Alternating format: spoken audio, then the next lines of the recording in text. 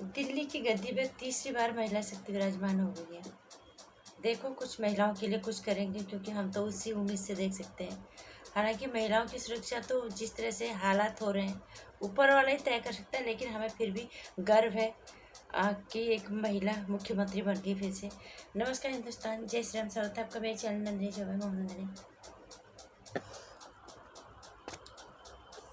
सुषमा स्वराज जी और शीला दीक्षित जी के बाद अब आतिशी सिंह तीसरी बार दिल्ली की राज्य की मुख्यमंत्री बन गई हैं। सुषमा स्वराज जी ने 52 दिन के लिए ही थोड़ा टाइम के लिए उन्होंने दिल्ली की मुख्यमंत्री वो बनी थी।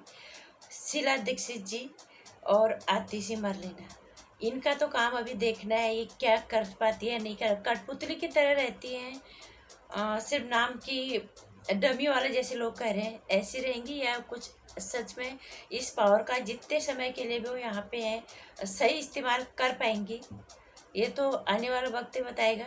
हालांकि कुछ महीनों के बाद दिल्ली में चुनाव भी हैं, लेकिन जहाँ तक मैं बात करूँगी इन तीनों महिला शक्तियों के बारे में जो मेरी पसंदीदा है। तीनों ही महिलाएं मुझे पसंद है, लेकिन सबसे ज़्यादा जो मुझे पसंद है शीला दीक्षित जी, स्वर्गीय शीला दीक्षित जी। और सुषमा स्वराज जी ने 98 में वो मुख्यमंत्री बनी थी 52 दिन के लिए, तो उनका काम कुछ उल्लेखनीय नहीं है। मुझे तो ऐसा कुछ याद नहीं है मुख्यमंत्री के रूप में उनका। हाँ, इतना ज़रूर याद है कि प्याज सबसे ज़्यादा महंगा तभी हुआ था, और वो प्याज ही ने बहुत नुकसान किया उनको चुनाव में भी।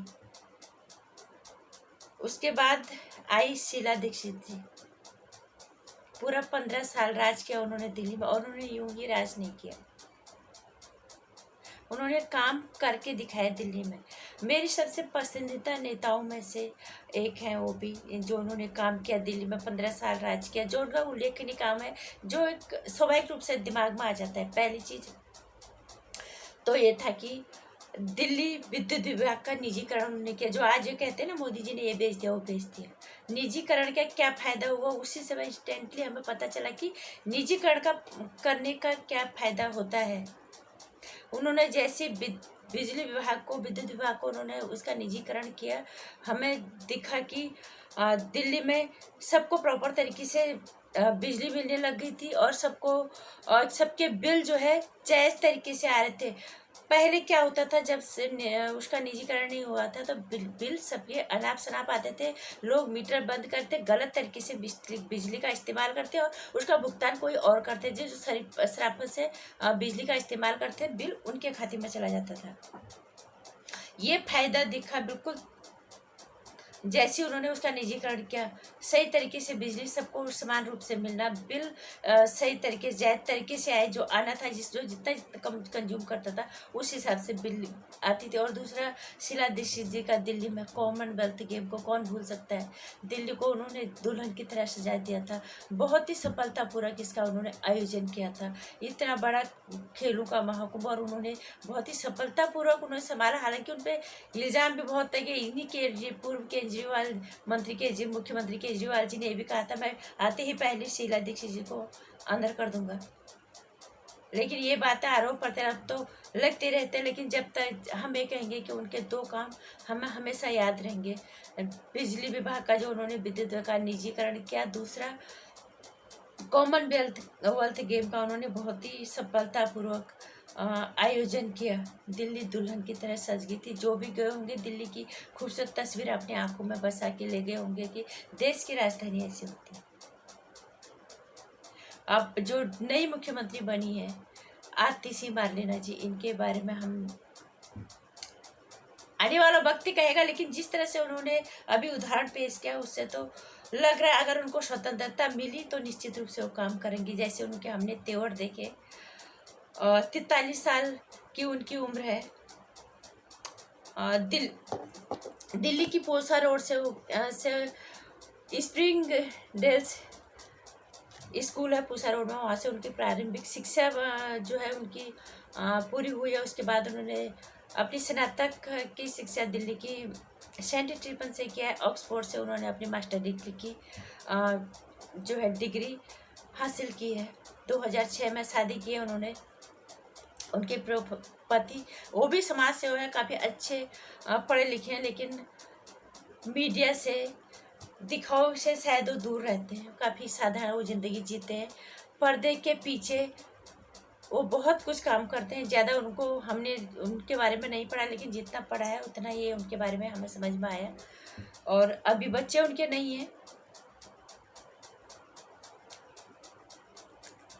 हमें उम्मीद है उनसे कि वो कुछ करेंगे, अगर वो उन फैसले लेने के लिए वो स्वतंत्र रही तो।